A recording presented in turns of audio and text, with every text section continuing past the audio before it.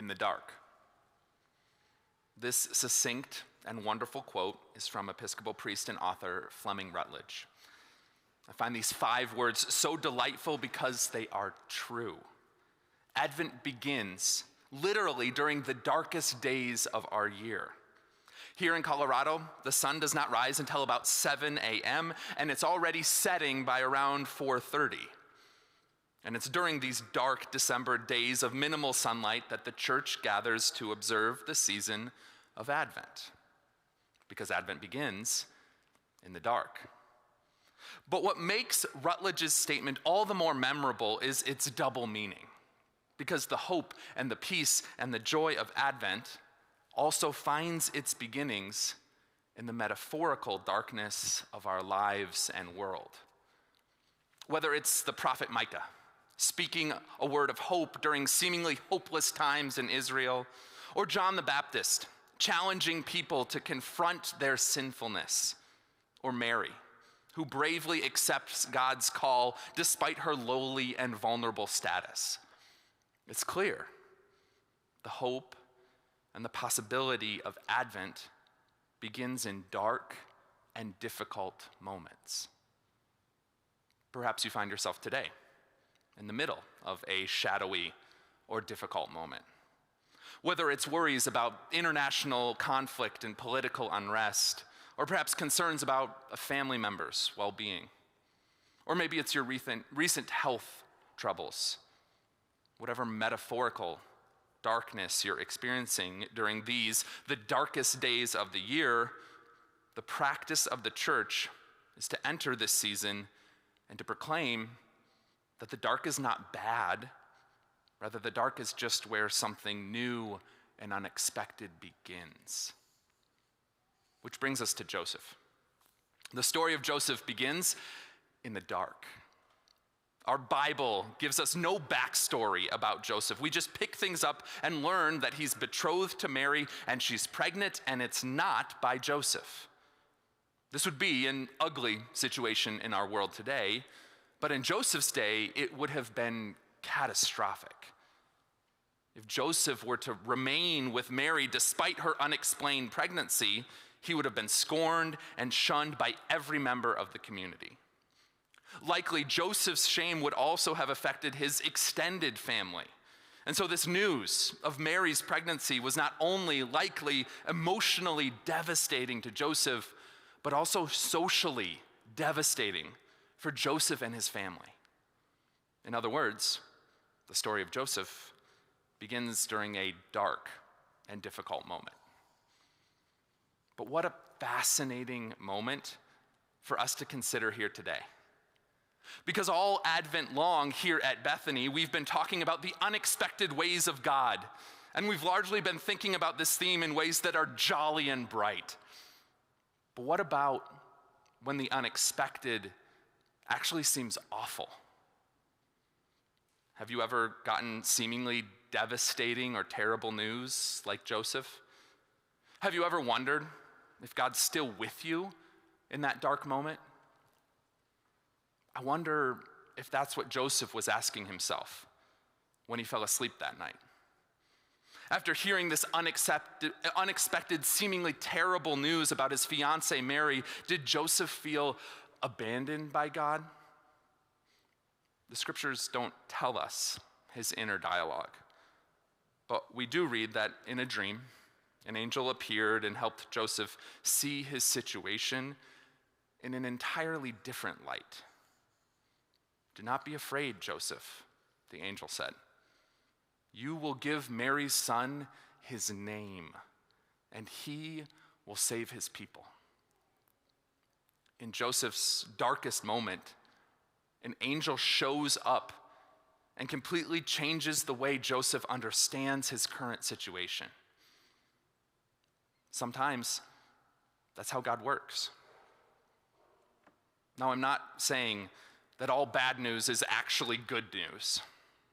There is still tragedy and evil in our world, and sometimes our only path forward is to lament and to grieve and to pray for a better outcome. But sometimes we write a situation off too quickly.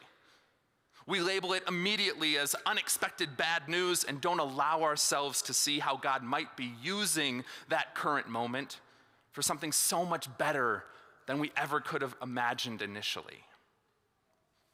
Let me tell you about one time when this happened to me. It was during my very first years of ministry, before I was even an ordained pastor.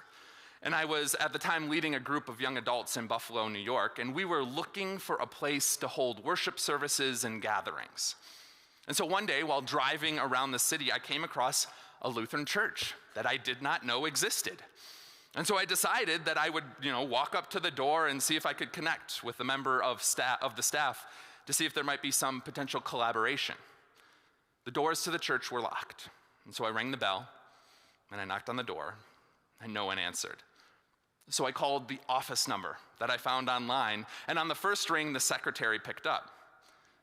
And she told me that this church didn't have a pastor, and so they weren't interested in any outside groups, and she hung up.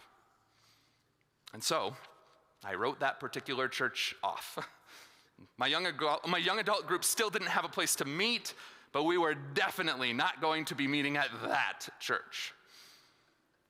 A few months later, I was telling this story to a colleague of mine, and he cringed.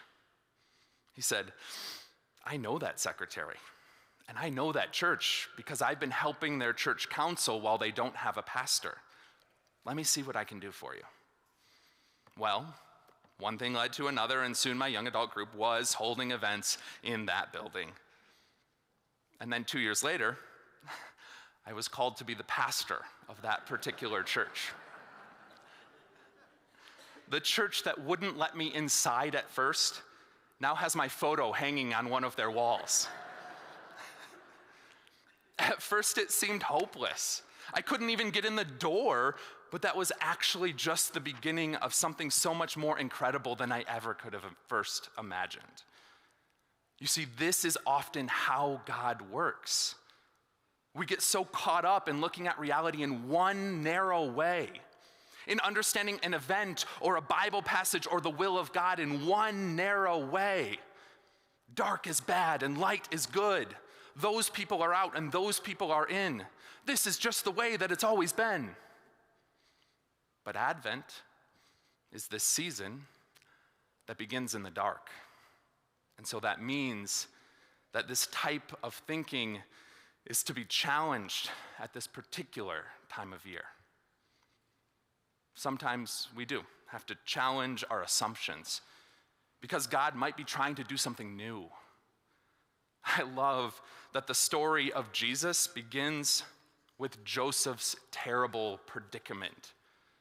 Because Joseph's actions here actually set the stage for so much of what Jesus will one day proclaim. The only detail that the scripture gives us about Joseph is that he was a righteous man. This doesn't mean necessarily that Joseph was caring and kind. What that word righteous literally means is that Joseph knew the religious laws and he followed them. And so the gospel writer Matthew is telling us that Joseph knew that the scriptures dictated that if Mary was pregnant, then she should be stoned or exiled.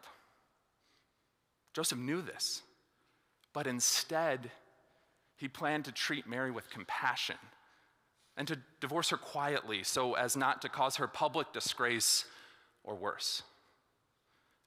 In the darkness of his despair, a new way of grace was quietly beginning in Joseph. A new way was taking root where care for the individual was allowed to supersede the letter of the law. And decades later, Joseph's son, Jesus, will tell his disciples, "I'm giving you a new commandment. You are to love one another as I have loved you." That new commandment began in the dark, as Joseph struggled to make sense of the unexpected news that he had received. But it was Joseph's willingness to treat Mary with love in that moment that served as yet another key step in the unlikely sequence of events that led to the birth of Jesus and his message of love for the neighbor. So, What might begin in the dark for you today? What unexpected, seemingly bad news might you re-examine with eyes of faith? What calling from God might you uncover in what first seemed like despair? As we ask ourselves these questions, we should also wonder if there are any old, anxious, narrow ways of thinking that we might need to reconsider. Is it possible that we've been so tethered to a specific passage of Scripture or a specific understanding of some religious rule that we've inadvertently ignored Jesus' command to love our neighbors? Whether the darkness is outside of us or surrounding us or even within us, the invitation of this season is to believe that the Messiah is coming soon to bring light and revelation and promise to our darkness. The Messiah is coming soon to cast away our doubts and sadness. The Messiah is coming soon to reveal where there is possibility even in the unexpected. The Messiah is coming soon to change our lives and to fill the world with love so that we might, like Joseph, even in our darkest moments, show that love to others.